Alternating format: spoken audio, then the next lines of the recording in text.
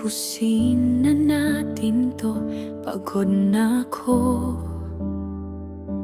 Sana'y pagod ka na rin, diba?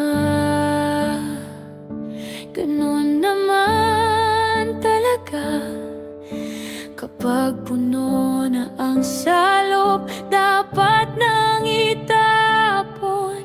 Minsan, mas mabuting wag nang magsalita, kasi di ko masabi